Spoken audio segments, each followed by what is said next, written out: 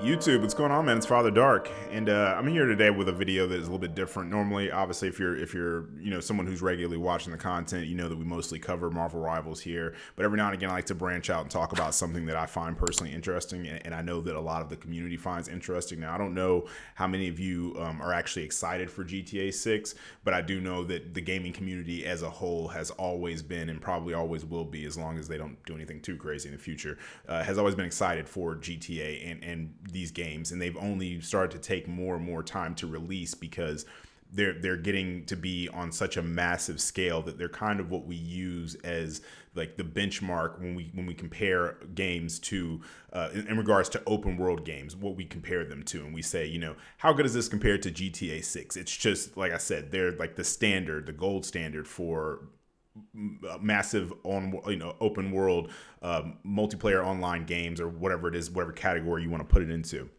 But in this video, what I want to talk about is recently, if you do know, they already, said, and if you don't know, they already said that they came out recently, and a lot of people thought that they would probably do this. Now, originally they said the game was supposed to come out, I think somewhere around like September or somewhere toward the end of the year. I can't remember exactly when it was, but they came out the other day and they made a long statement saying that basically they had decided to delay the game until May, somewhere around May, I believe. And I have to look back at that. If I'm wrong, just put that in the comments. I'll pin it for you, whoever puts the right date, if that's the wrong one. Nonetheless, though, the point that I wanted to make is that I know there's a lot of people that, I asked people in my Discord, I said, hey, who's excited for it, et cetera, et cetera.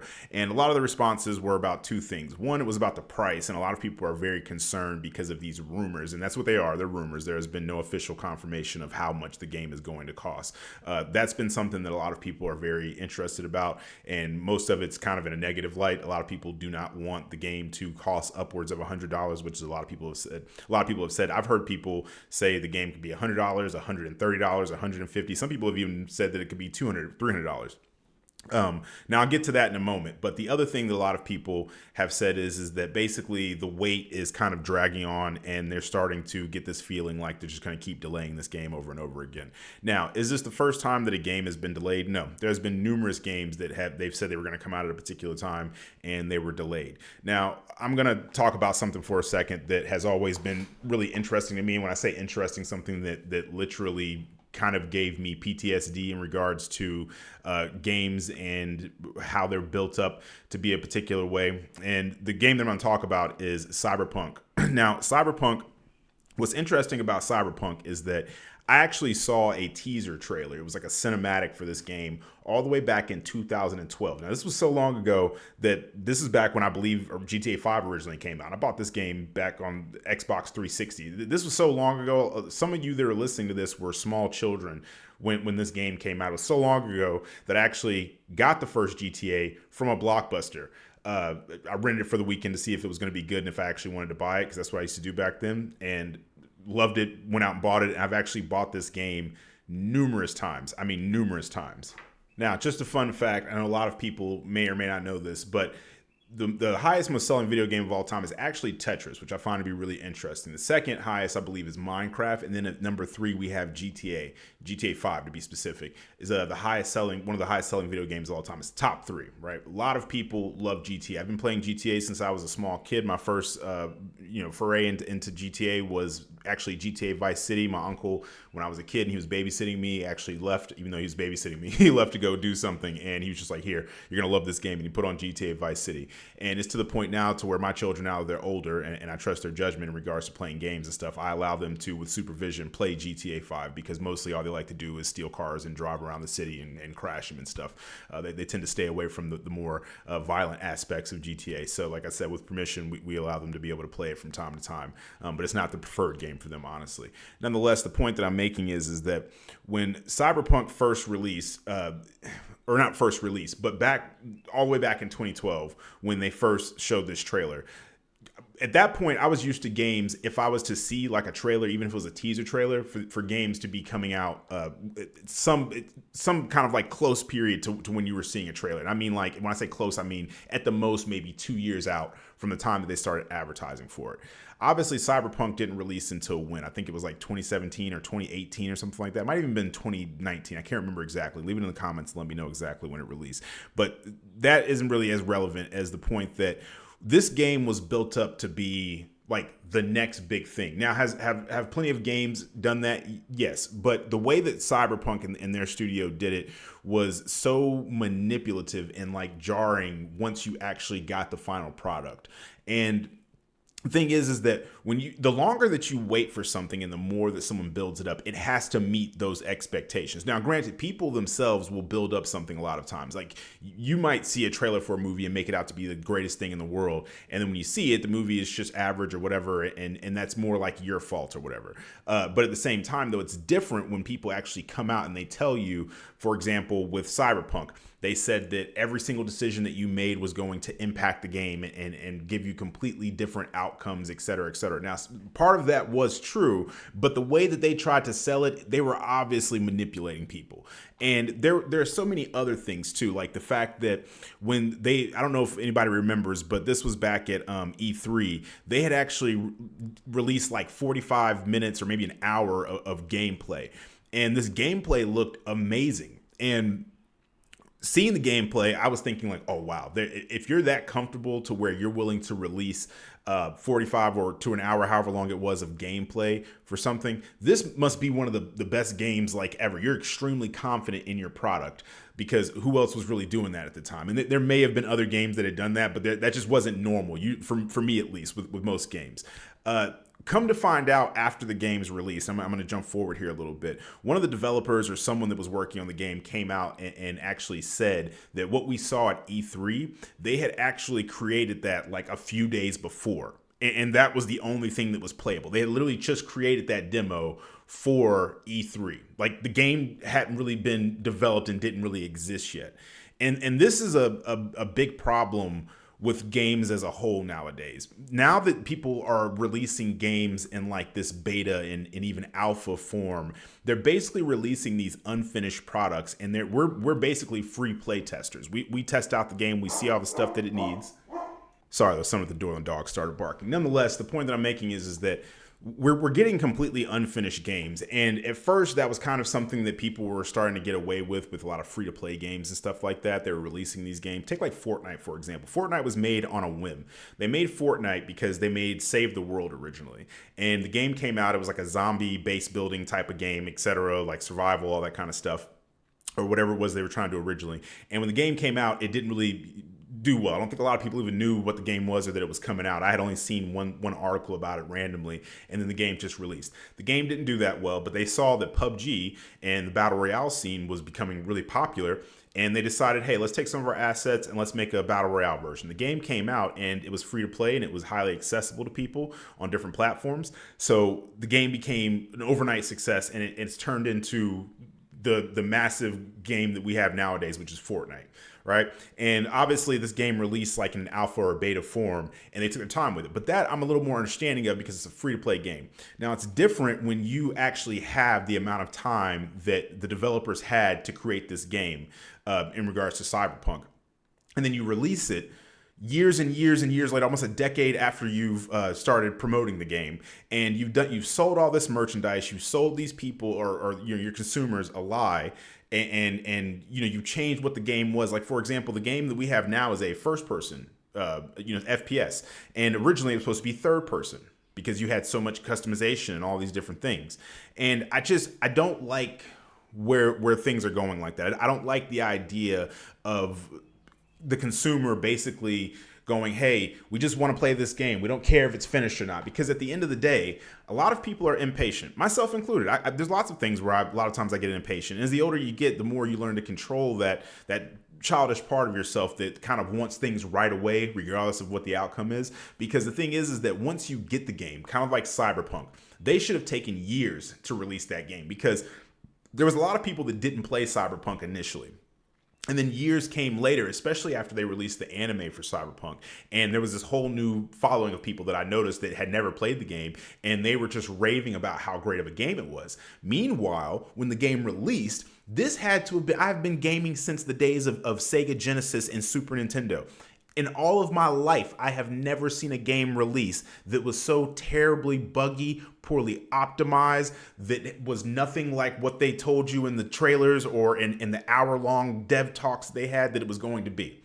You could just see it. For example, as long as I've been alive, I have never seen PlayStation And I wasn't playing it on PlayStation at the time. I was playing it on Xbox. But at the time, this was before I became a PC gamer.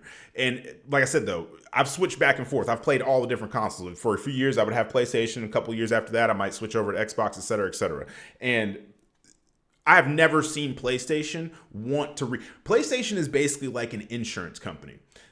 They'll tell you that they'll insure you and pay for different things if they're to happen or whatever. But obviously, if you've ever had to deal with insurance companies before, you already know they go out of their way and try as hard as humanly possible to not try to pay for anything. Because just think about it for a second, right? You're only paying a small amount versus what the actual operation cost would be. So if they constantly were paying out 20 times the amount that you were paying them regularly, they would never have money and would never cease. They would cease to exist early on in the start of their career.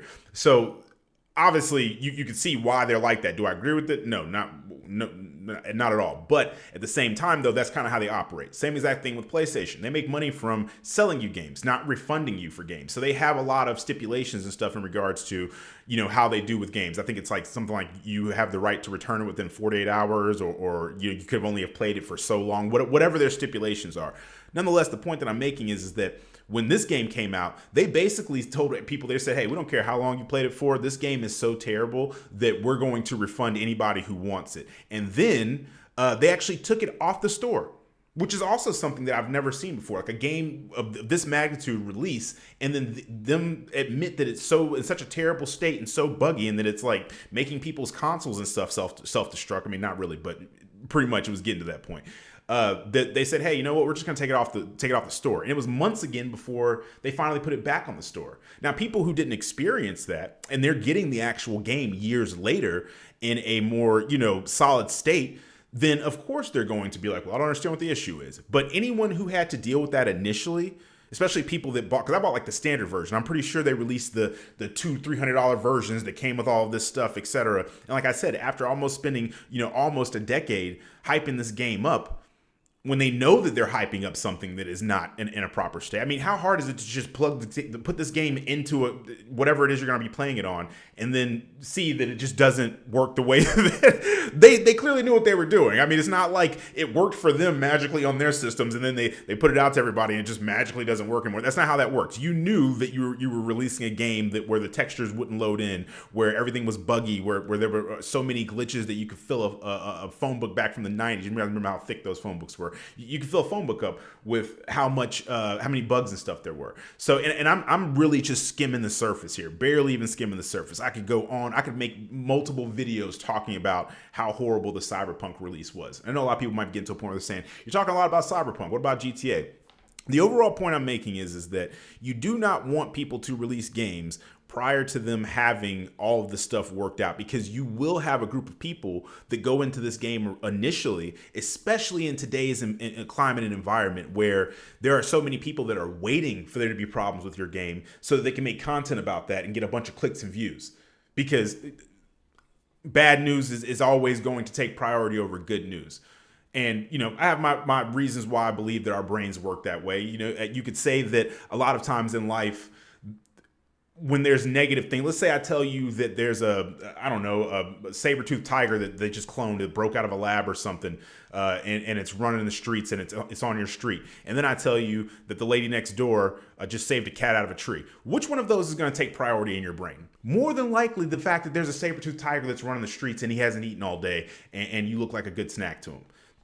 That's kind of how our brains work when we see things. If I was to show you a good news story and I showed you something that was really bad, you'll more than likely want to click on that negative news story. And that's why the news and content creators a lot of times will push negative stuff over positive stuff. So when you are in a climate like that, it is far better for you to release games when they're as close to being done as possible. Now, a game of GTA 6 magnitude, because for them to have been working on this game as long as they have, for them to have billions of dollars in their budget and disposal to be able to make the game, you think about GTA 5. Like I said, GTA 5 came out back, I believe it was either 2012 or 2013. I can't remember exactly, but I do remember that at the time, we were on the Xbox 360 when I was playing.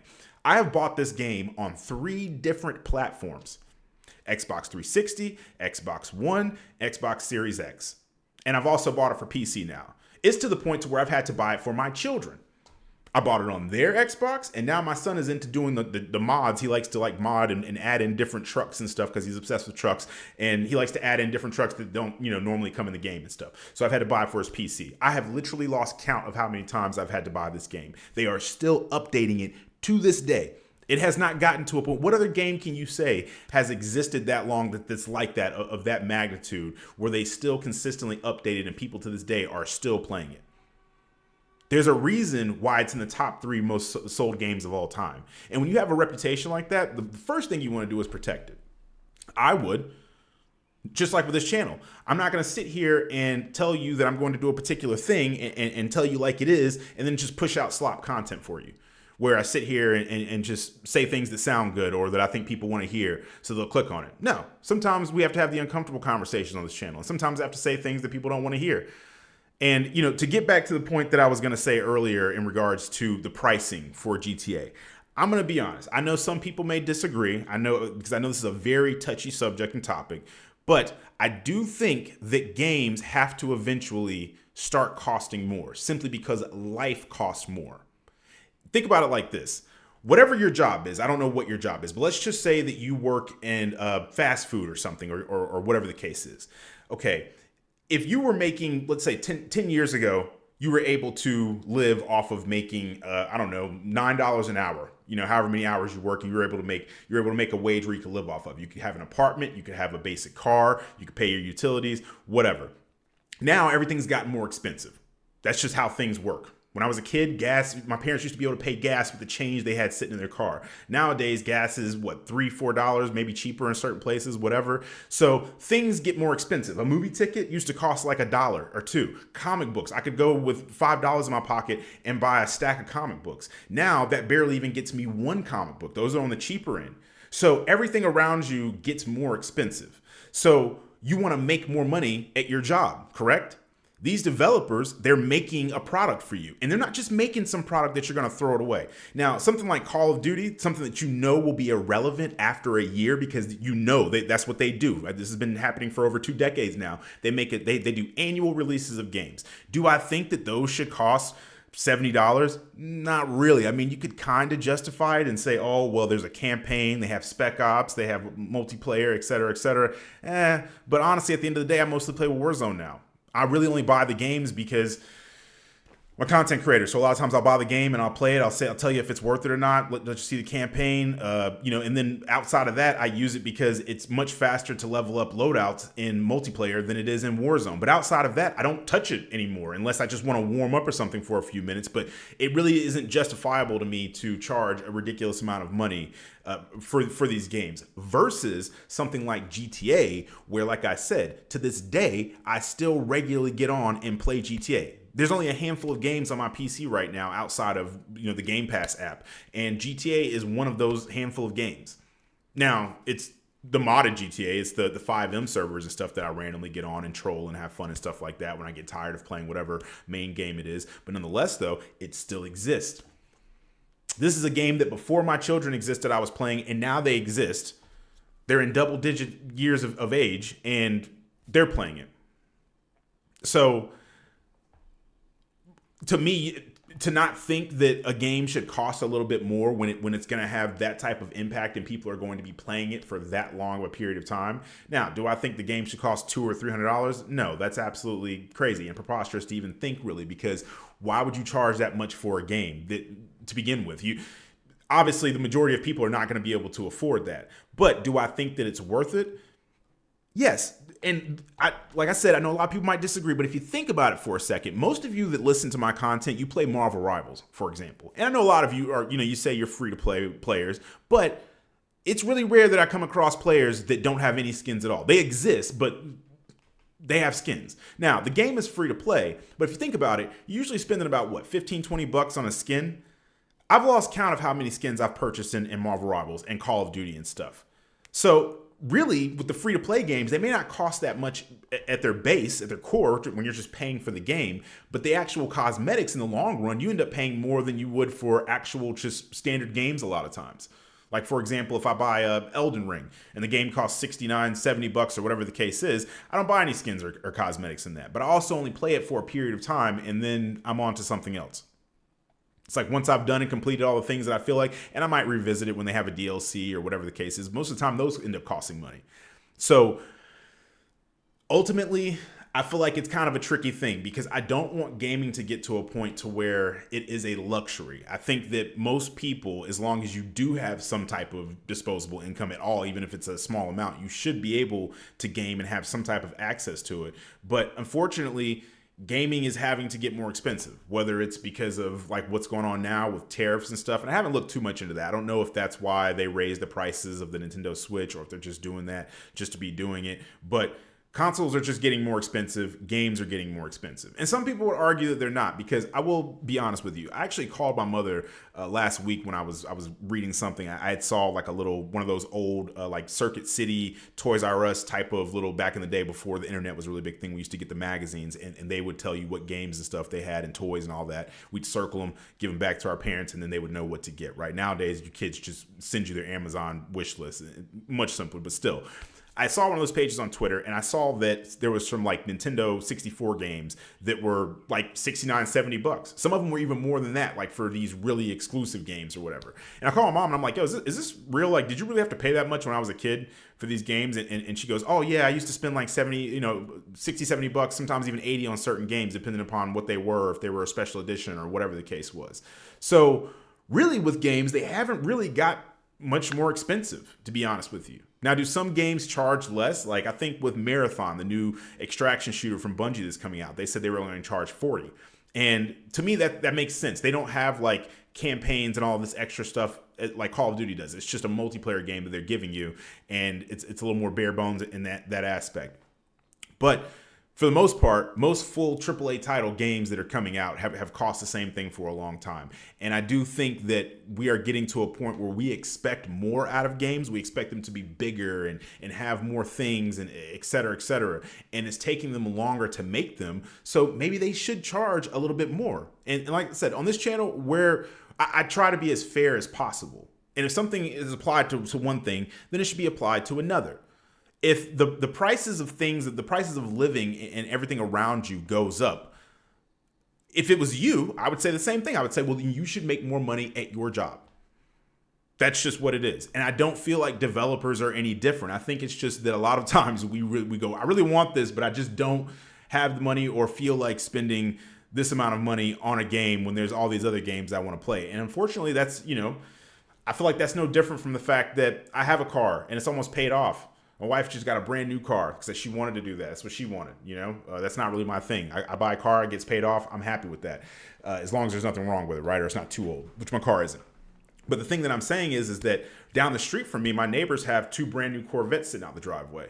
Now, I'm not going to lie to you. I'd love to have a Corvette, a Porsche, a giant boat sitting in the driveway, but I have a pretty modest one. I have a pretty modest car. My house is not a mansion. It's a nice house. We own it. But at the same time, like you have to live within your means and understand that you can't necessarily always have everything. And that applies to everybody, unless you're a billionaire or something, or even have millions and millions of dollars. But still, though, you have to be fair about that. And if you don't feel like you're going to put that much time and energy into GTA, then why would you even really care about it to begin with? But if you do think that you're going to be playing GTA for a long time and you're going to get hours upon hours upon hours, even years and years of enjoyment out of it, is it really that crazy that it's going to cost like $100, maybe even $130? I mean, most of us spend more money than that just going out to grab food and stuff throughout the week or ordering DoorDash, something that lasts for a moment. When in reality, we could just go to the grocery store, buy a bunch of groceries, and cook dinner for a fraction of that price for the week. I'm just being fair. But like I said, I know a lot of people, they feel very passionately about that, and they don't think the game should cost more than what they cost. But, let me know in the comments, though, what you guys think about the delay for GTA 6. Are you starting to lose interest? Do you agree and think that they should, keep delaying the game as long as they need so that they can actually give us the final product that I think that we're all kind of expecting and the scale that we're all expecting, because it has to be better than GTA 5. What is the point if we're just getting GTA 5, but the Florida edition, right? What was the point of that? So let me know in the comments. This is not an echo chamber. I don't necessarily need you to agree with me. As long as we can talk to each other respectfully and politely, you're allowed to, obviously have your opinions. And I love hearing from you all. I love hearing what your thoughts and opinions are. I can have thoughts on stuff and I can see things from a particular perspective and light. But at the end of the day, though, that's just me. I'm just one person out of billions of people that exist, and your opinion is just as valid as mine, as long as it's done respectfully. If not, we get you up out of here. You get muted, and you can sit there and curse into the void. Like I don't have time for that. So, but yeah, like I said, leave it in the comments. Let me know if there was anything that I was wrong about in the video in regards to dates and times and stuff like that. I never mind being corrected on that kind of stuff. That's important. So let me know in the comments. But like I said, this is Father Dark. That's it for me. I'm gonna catch you guys on the next one.